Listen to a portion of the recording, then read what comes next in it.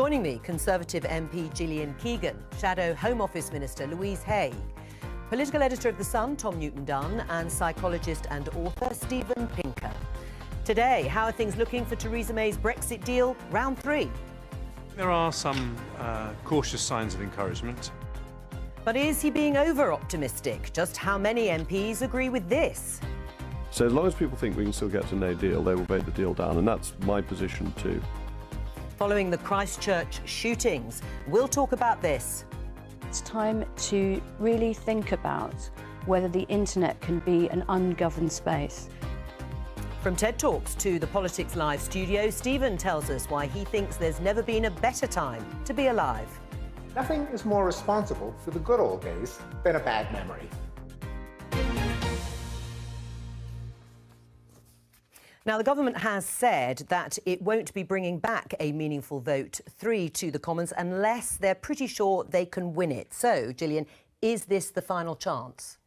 You mean this week or meaningful vote 3? Meaningful vote 3. I guess there is some logic in saying you're only going to bring back something now that can win, that can change the outlook. We've already had 2 votes. Both of those, although the numbers moved, they were still quite resounding in terms of defeat. So for this now to come back, I mean, really, it has to have a very good chance of getting through. And should that be the last time if it's brought back?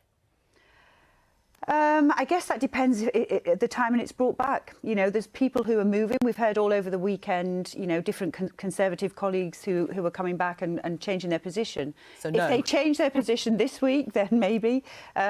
You know, to be honest, I'm not really bothered whether it's 1 or 2 more votes. It's just whether people have the optimum chance to change their position. Well, you may not be bothered. What about you? I mean, how many more times can this go on for? Should this be the final chance for the government to put this vote to the Commons? I just think it's incredibly regrettable that we're in this stage with only a week left until we originally planned to leave the European Union. And the reason we're here with still those kind of numbers opposing the Prime Minister's deal is because she has been so intransigent. She has been so tin-eared to the demands from Parliament. And time again, she has whipped her MPs to vote against Parliament having more of a say. So should it be the last chance? It should be, and then Parliament should be given a chance to have a series of indicative votes to genuinely express its will.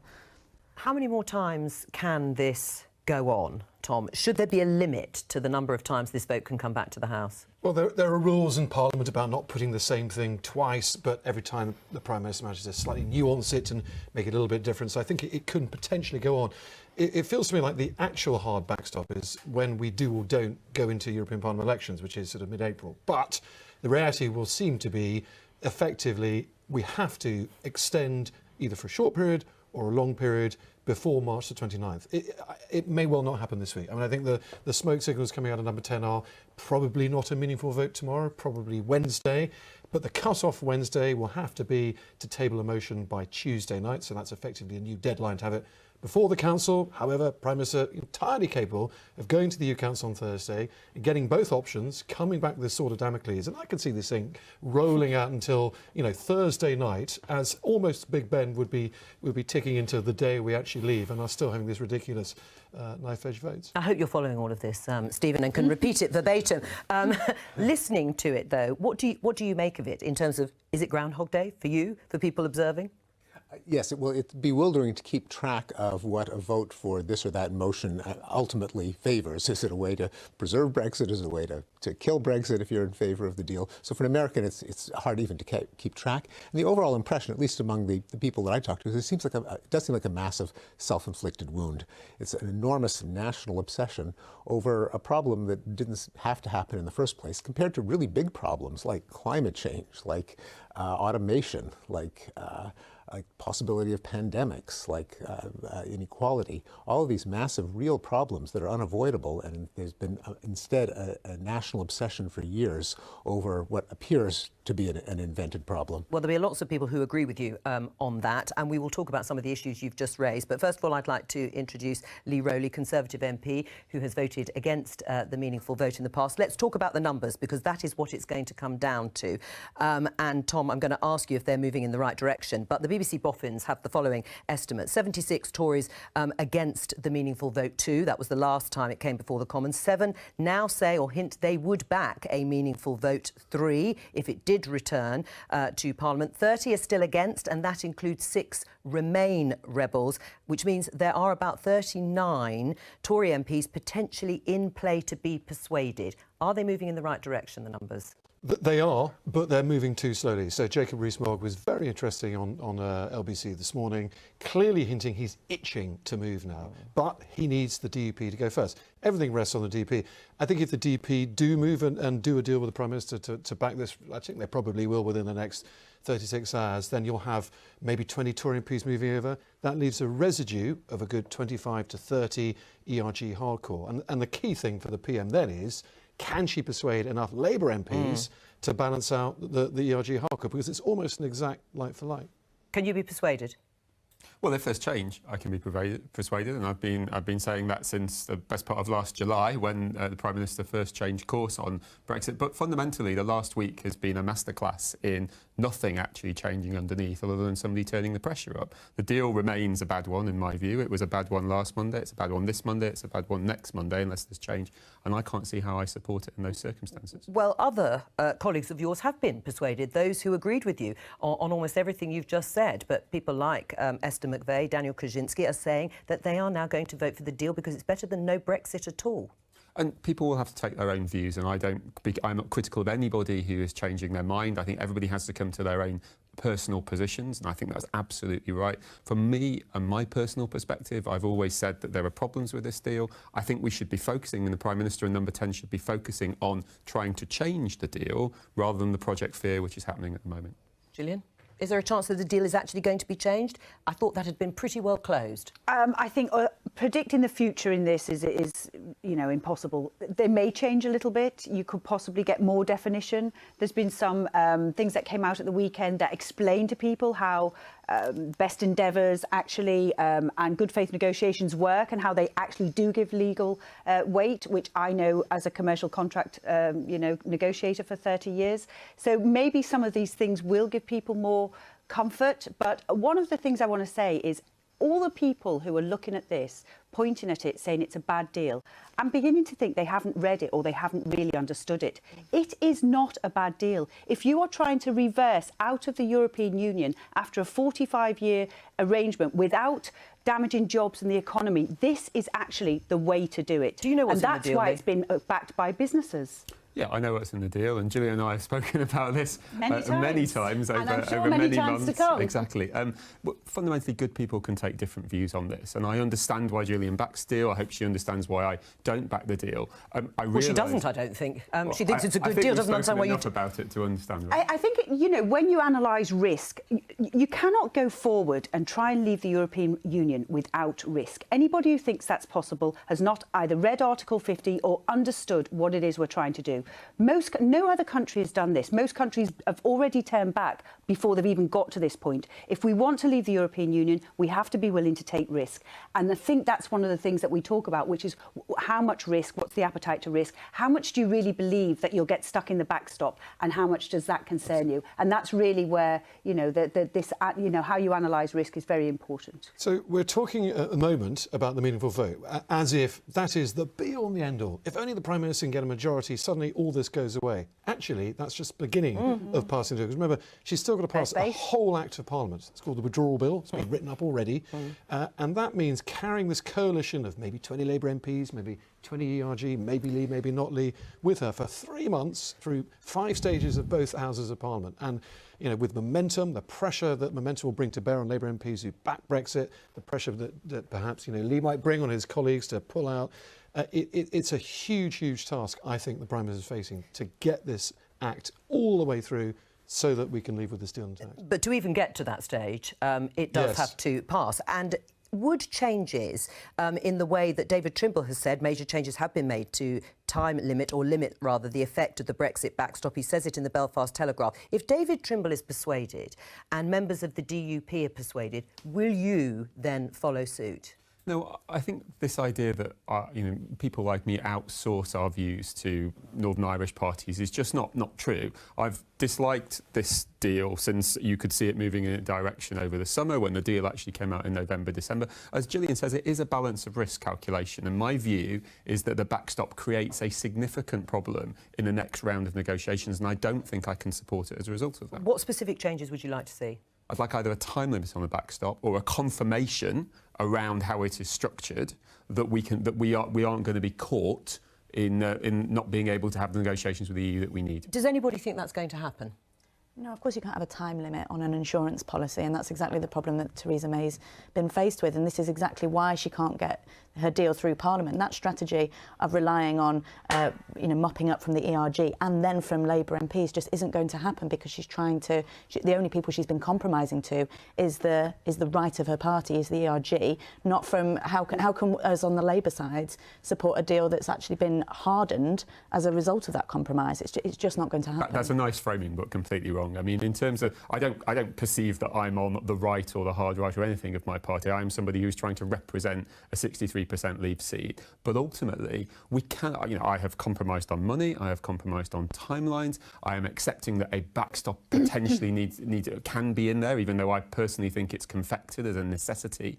But ultimately, we cannot hamstring ourselves in the next round of this negotiation with something which won't give us any flexibility. Do you accept you're not going to persuade somebody likely to ever vote for this deal? I don't, because I'm still hopeful that I can work with Lee. But the reality is that the base problem here is trying to make the biggest change to our constitution in living history in a hung parliament. If we didn't have a hung parliament, none of this discussion would have taken place.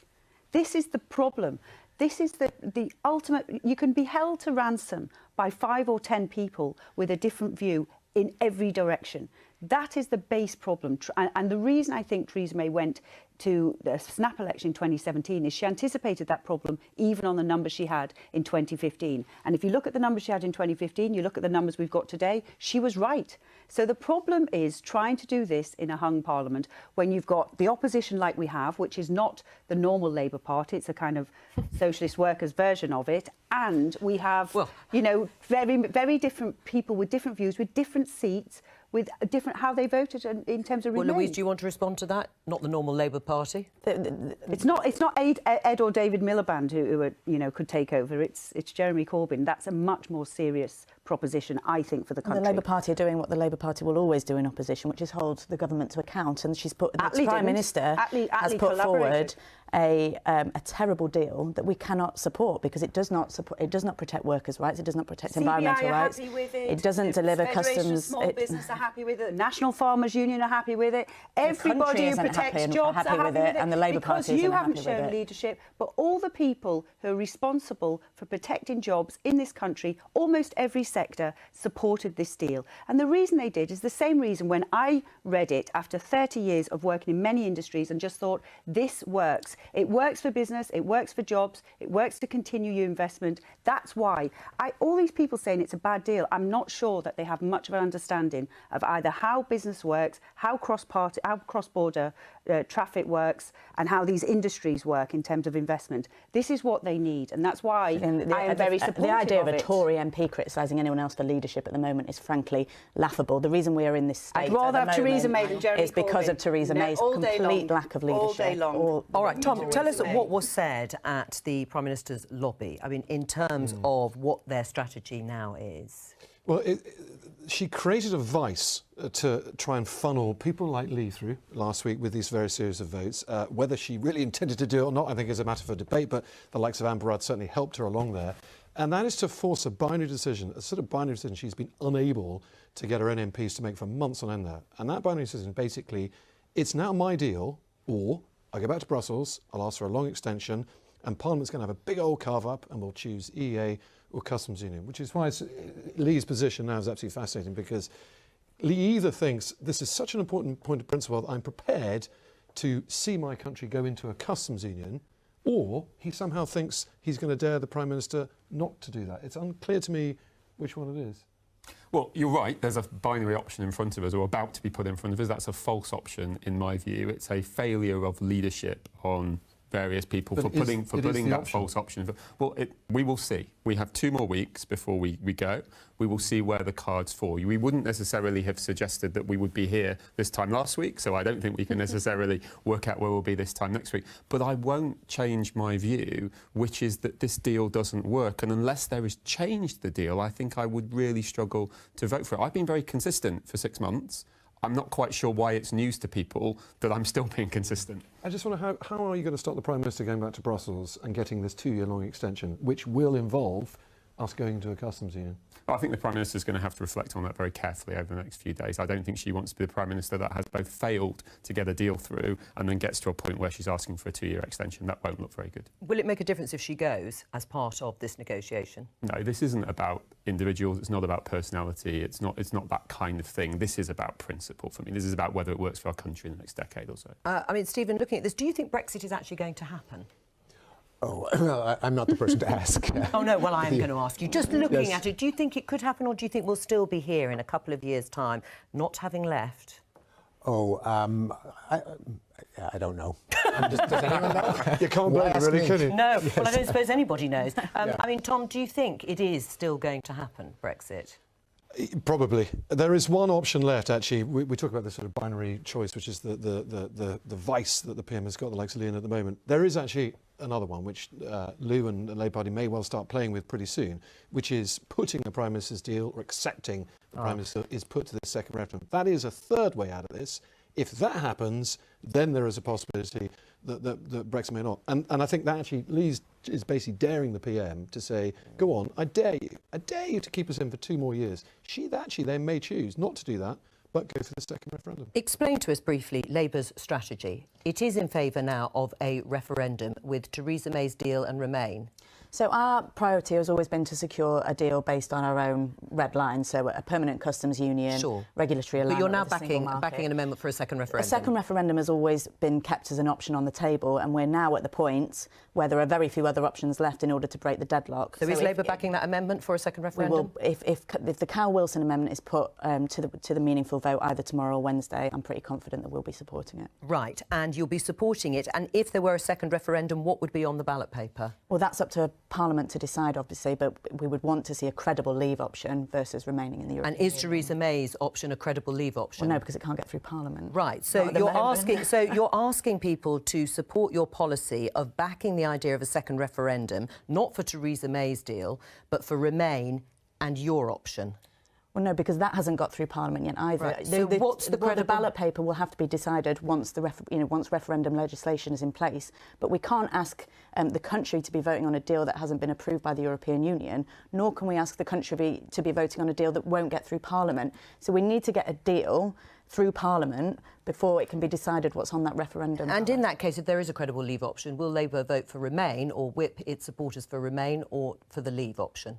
I can't speak. I don't know what, because we have to wait until we see what's on that ballot paper. I personally would almost certainly support Remain. Right. Well, it sounds as if Labour is going to back that amendment, but it sounds complicated if you're watching this as to what exactly they believe in when it comes to either staying in the EU or leaving. It is complicated, and it's also not clear how Labour would back the Prime Minister's deal, which Jeremy Corbyn and Lou has just said is so terrible, to get it through into legislation on the statute book, albeit subject to a second referendum.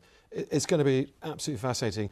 I think it's obviously the option that most people across Labour and the Tory party want to ignore, because a second referendum, their parties are split bad enough as it is, and trying to go into a referendum campaign and coming out of it with their parties still intact would be very, very hard. But it's down to Lee's challenge. If the PM's got no choice, she is then faced with next week a long extension or Labour's second referendum. And the numbers are tight on that, actually.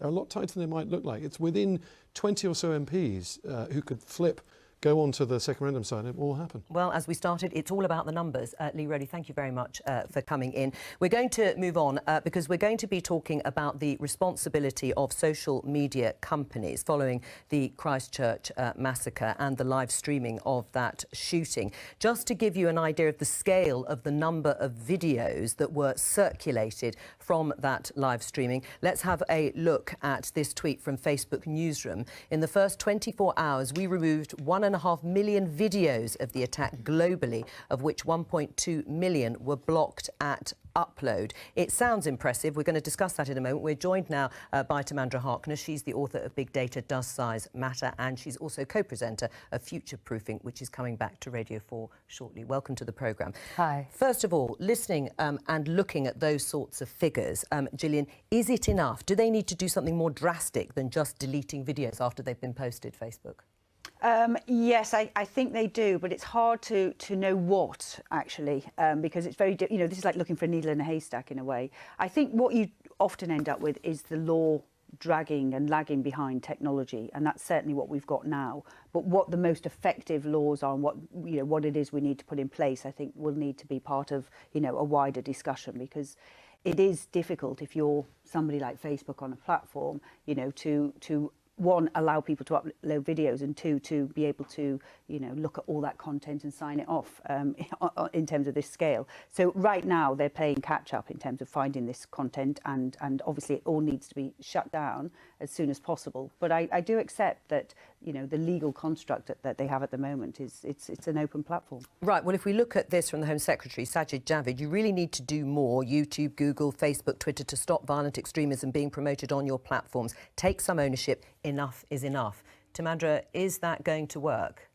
Well, I don't think it's going to work in practical terms, because the nature of the platforms is they're designed for anybody to be able to post anything almost immediately. They are sharing platforms, they're social media, to kind of flat democratized model. And so to turn that around so that you could actually control who posts what, you'd need to completely redesign the system.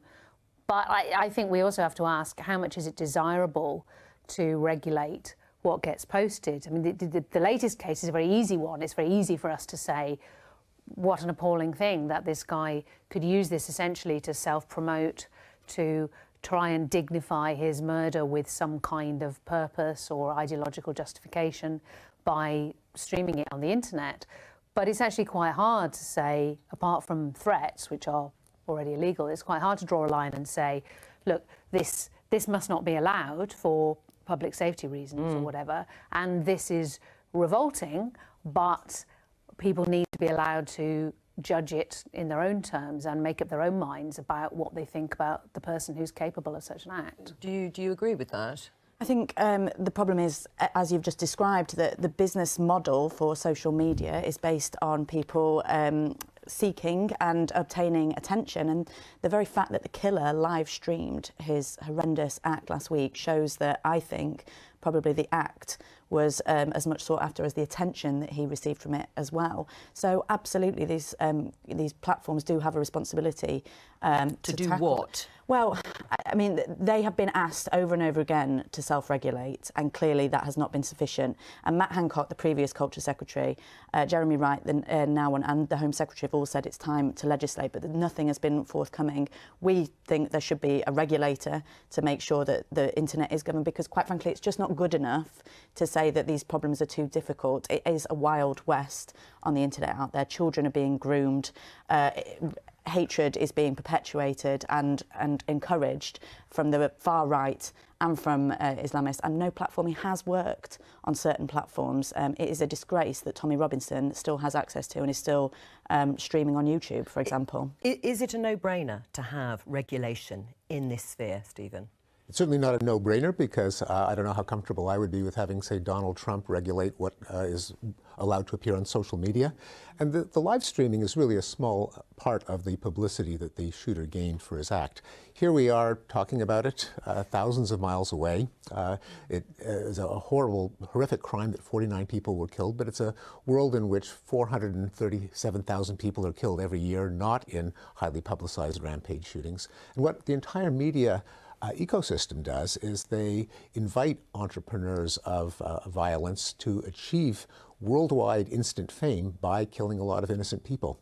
And I think that in addition to asking what role does social media have, we have to ask what role do conventional media have in guaranteeing saturation coverage to anyone who decides to kill a lot of innocent people very quickly, and in a way in which people can imagine themselves. Timandra? Well, exactly. I mean, here we all are discussing it and saying, isn't this awful that social media provides publicity and a platform for these people? But before the social media came along, the media were already susceptible to horror, really, and outrage and atrocity, and I think that's still the case. And if we want to say, let's not play the game of these people, then we all have to say that. You know, we all in the media and journalism all have to say, we're not going to play your game. We're not going to focus on you and the way you try to justify your actions, and we're not going to focus on your sense of grievance, because this is the other thing that I worry that censorship feeds into. That both this guy and a lot of Islamists, certainly single attackers, have this sense of grievance and, oh, you know, I'm a victim somehow, and this is me fighting back. And to try and censor these people only feeds this. They can't own their own actions. They can't say, I'm an angry, frustrated man and I'm going to lash out and randomly kill people. Right. I mean, what about the mainstream media? How much responsibility should there be? I mean, you know, everybody in the mainstream media covers this in saturation, as has been said. And I think that's right to do that, because these things are horrific things that are of huge public interest, that there is a huge public desire to know how on earth this happened and why it is happening. I really don't think it's our fault. What I would say, though, is But is it our responsibility to stop it? It's our responsibility to put pressure on and shine a light on the sorts of people who are able to do this, why and how easy, and what may be encouraging them to do this. For example, this guy clearly got off on the fact that he had this worldwide audience watching it doing live stream. Now, to me, if you can imagine a newspaper being printed on a daily basis in which we said anyone could put any content they want in our platform, we're not going to regulate it, we're just going to decide it's going to go out there, it would be obscene. We are hugely regulated, and I see no reason why that can't be the case for social media companies. He doesn't have to do that, because however he killed 50 innocent people, he knows that will get worldwide coverage. So we've already given him that platform by conventional media. Now, I do think that there is a delicate trade-off between the danger of self-censorship by the media and the invitation to mayhem that we have created by making these people instant celebrities. But there have been calculated policies of media self-restraint that have not led to a slippery slope of self-censorship. For example, in the United States, the sports networks adopted a policy of not showing fans who run onto the field, that not to indulge them by making them celebrities, and fewer fans ran onto the field in the middle of the game. The American papers won't publish the name or faces of rape victims. They won't publish the names of juvenile offenders. So those are calculated policies with a particular goal that I think falls short of dangerous censorship, and one wonders whether, in the case of rampage shooters and terrorists, a policy of not publishing their names, not publishing their faces, publishing the facts that are necessary to understand the stories and the trends, but to give them coverage that's more proportionate to the actual amount of damage that they do, not indulging people's rather gruesome curiosity about depraved killers in order to encourage more. There's a flip side, because if you just say there was this madman in New Zealand who did an appalling thing without saying who or what he was, then you won't know he was a sad, deluded individual with no friends, about 5'2", had a complex against women, had all these desperately sad qualities with him, which do the opposite of turning him into a hero. It demonises him, and arguably it encourages people not to follow down the strange path he went down. And it's not just the point about the aftermath of the attack, though, is it? I think we do have to query the role of social media and broadcast and print media in the radicalisation of the far right as well. And I would suggest that there has been a normalisation of Islamophobia in a lot of our publications, I'm afraid, including your own, Tom, that would have radicalised a lot of alienated, isolated men like the one you've just described. I think this is a bizarre idea. Obviously deny that completely. I think it's a bizarre idea that somehow this man's actions are justified because mainstream media have criticised Islam, or even given voice to... Not suggesting for a moment or given voice to opinions that you and I might disagree with. But I think this is part of the problem, that by saying, oh, it's the fault of the internet, we do actually lend some justification to people who say, oh, well, you know, I was radicalised, I read all these views and it's not really my fault. It is their fault. It's absolutely their fault. But is it about responsibility that turns into regulation? I mean, that's what it comes down to. Whoever is to blame, and clearly the perpetrator is to blame, but can you and should you regulate in terms that might lead, in some people's minds, to some sort of censorship? I mean, the problem is that crimes are being committed online that aren't being properly enforced and aren't being. You know, you said that offence. There's offences under the Malicious Communications Act. There's offences under hate crime legislation, but all of that is rampant on the internet and not being currently enforced. So we need a regulator just to make sure that current criminal offences are being properly legislated for and enforced online. At the moment, none of that is happening, and the internet platforms themselves are taking nowhere near enough action to make sure that criminal activity is not happening on those platforms. Do you agree that government is quite powerless, though? It seems to not to be able to actually impel or force social media companies, maybe because it doesn't want to, and maybe it doesn't feel it should. But can it, if it wanted to, actually force these companies to take responsibility in the way both of you have said? I think it can, but I think, you know, this is the balance that's been discussed around here, which is, you know, between not censoring what press or the freedom of speech, what people want to say, not killing the social platform, the social media platform, which is, you know, they're providing a lot of good utility as well.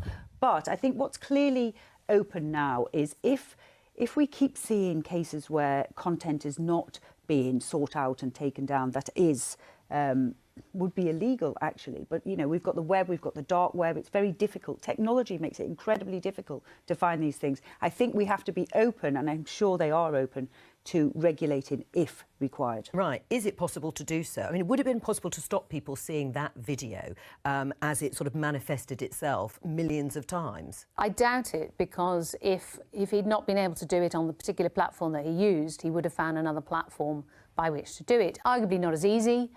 So, you know, there are possibly ways to make it less easy. But I think the problem we have here is that social media are not the conventional media. They don't follow the rules of self-restraint and editorial probity that media do. They are more akin to public space. And just as people who want to commit an atrocity and kill lots of people and outrageous or target the places where we congregate to be together, social media, like it or not, is one of the places where we congregate to be together. And if we destroy that anarchic freedom to be there because of some people who use it for terrible purposes, and very few people, then we lose a public space where we can be together to do the things that we value. And then the terrorists have won. Like everything, it needs to be a balance. We do need to move the dial a bit further back the other way. And there's another element to this, of course, which is that we need a multilateral solution. It's all well and good the British government saying, well, we're going to do this and that, despite the fact it hasn't done.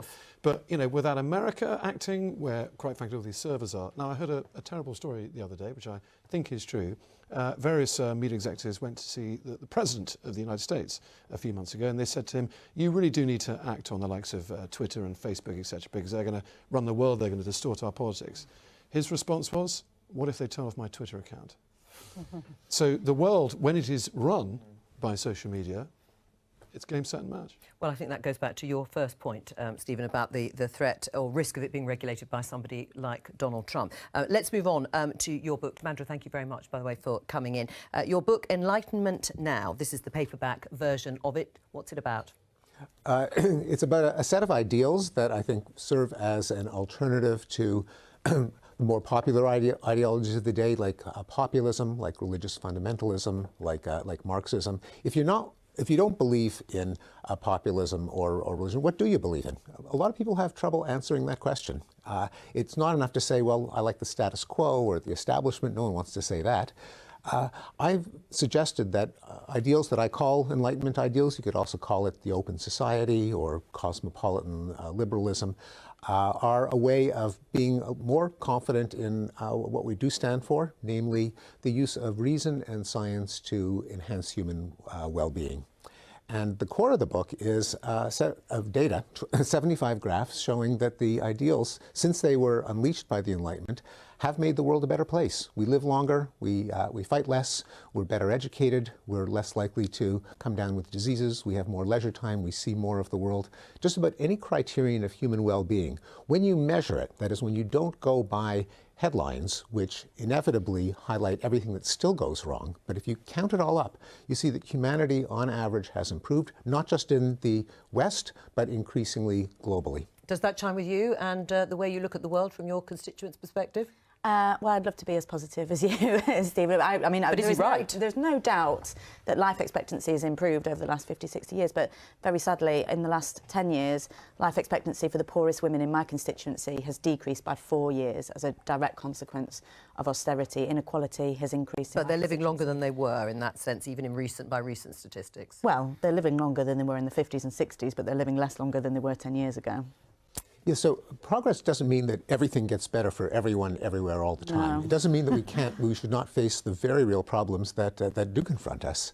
But it does mean that over the long term, and long term not just 250 years, but 25 years, you can measure the way that things have gotten better altogether, and it emboldens us to look for solutions to the problems that remain, knowing that when our recent ancestors have faced problems, they have succeeded.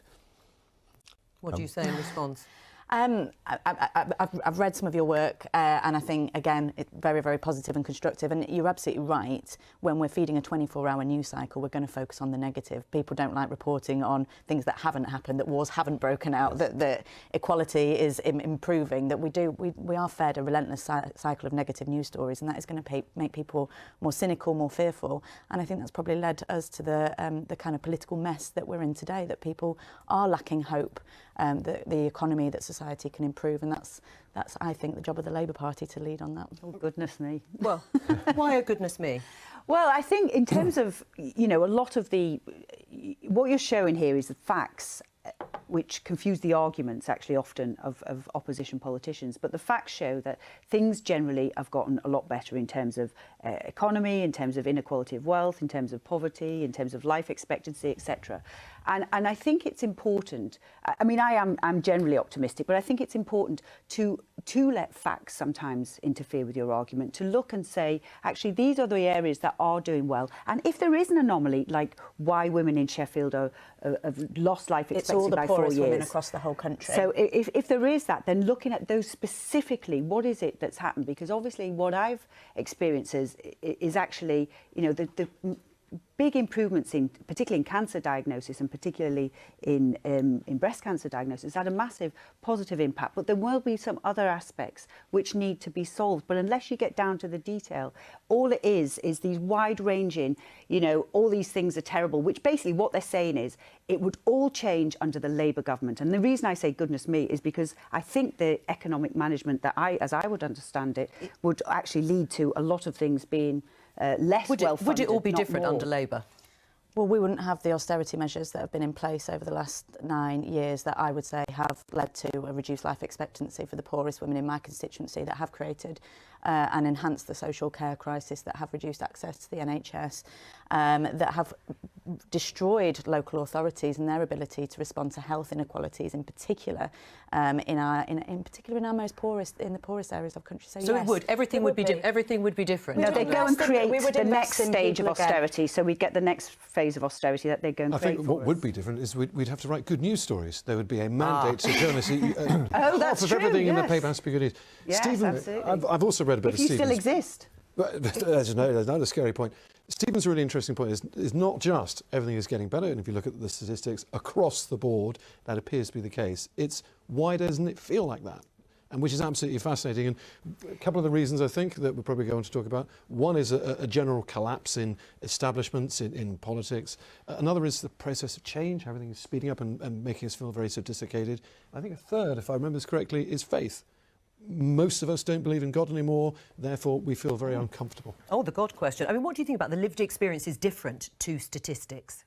Part of it is that there is an illusion that everyone else is worse off than they really are. This is something called the optimism gap. But polling consistently shows that if you ask the same question of the person and you then ask them what do they think of everyone else in their society, there'll be an enormous gap. A majority of people report that they're happy. A majority of people report that everyone else is unhappy.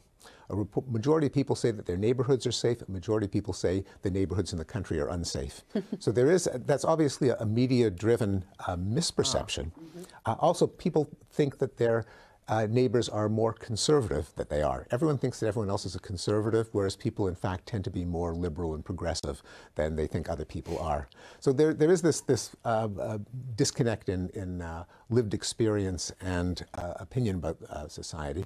There's also, let me just add, because while desperately wanting not to take sides between Labour and Conservative, just a general point that I came across in writing the book is that, in general, we know that societies with free markets are wealthier and more pleasant places to live than those with totalitarian planning. I mean, everyone agrees South Korea is a more pleasant place to live than North Korea, that Chile is a more pleasant place than Venezuela. It's better to have been in West Germany than East Germany. At the same time, there does not exist in all of human history a wealthy country without an extensive social safety net. It's sometimes called Watson's Law. As a country gets richer, there's more redistribution. So the question, rather than should we have capitalism or not, should we have a social welfare system or not, it's really a question of how much. And there's one bit of data that suggests there's an optimum amount of social redistribution, that if you measure human well-being, how long do people live, how educated, how happy, how safe, that societies that are more generous tend to have people that are better off up to a point, and then it starts to go down. Too much redistribution leads to all the problems that we're familiar with. So a lot of these debates shouldn't be, should we have regulation, should we have a social safety net, but in a particular instance, is it doing more good than harm? Louise? Well, I couldn't agree more. No one's suggesting that we move to North Korea or Venezuelan levels of interference and state control of the economy. And of course, we need effective redistribution of income to protect the most vulnerable and needy in our society. That clearly is not where we are at the moment. We don't have effective redistribution of income, and there is no better proof of that than, as I say, that life expectancy for the poorest in our society has fallen as a direct result of this government's policies. Some of that may not be the amount of redistribution, because among the OECD countries, the rich democracies, there's a pretty narrow band of percentage of GDP that is redistributed. You've got countries that are a little bit stingier, like the United States, countries that are more generous, like France. It's surprising how narrow a band they fall into, between about 19% and 24%. So some of it may be not enough, but some of it may be not smartly enough allocated. That there may be a lot of waste, there may be a lot of social redistribution that could be much more effective if we had a better idea of what works and what doesn't work. And why do people feel that society is so unequal here? Why is it that people feel austerity was done on the backs of the poor? Why is it that it chimes with people, this idea of having been the citizens of nowhere, which was obviously coined by Theresa May, and burning injustices in society, if the statistics are correct and that actually we're so much better off than we were? I think there's two things. I think, first of all, there's a rhetoric that's very much stuck, this austerity. It's very much and Theresa May, to some extent, underlined that rhetoric. She has. But if I go back, I mean, I grew up in Knowsley and it was incredibly poor. None of us had any money. And yet I never felt that I did. And one of the things, I went back there recently, I think social media also gives you a lot of insight into the haves and have-nots, because everybody was always the same around me. I didn't know that there was this world where people had gold Ferraris and had fabulous lives. And I didn't understand the level at which my opportunity was much less equal than somebody else's that was having a different life. Apart from books which showed those insights, social media now, on a daily basis via Instagram, you see people who are actually, I'm not sure they're always real lives, but they look like these fabulous lives that people are having. And when I speak to young girls in school, they talk about this as though this is real. And I try to tell them that this is not, this is like fake lives that have been made up to be real lives. And I think it would make me feel worse as a teenager now in Knowsley than I did as a teenager in Knowsley. But it is about priorities, isn't it? I mean, I take Stephen's point about the tipping point when redistribution perhaps doesn't do any more than it has previously. But what about priorities for the parties here? It does depend who you're going to focus your resources on. It does, and that's what politics is all about. How do we spend the money? I just think we should take Stephen, get his brain, put it in the middle of central government and just get out of that the formula we need for the perfect redistributive point in the curve. And these two, we can dispense with their services. Thank you very much. I think that would it solve Brexit, do you think? No, he wasn't quite so keen to talk about Brexit. Nothing will solve Brexit. OK, well, on that happy note, from all of us here, bye-bye.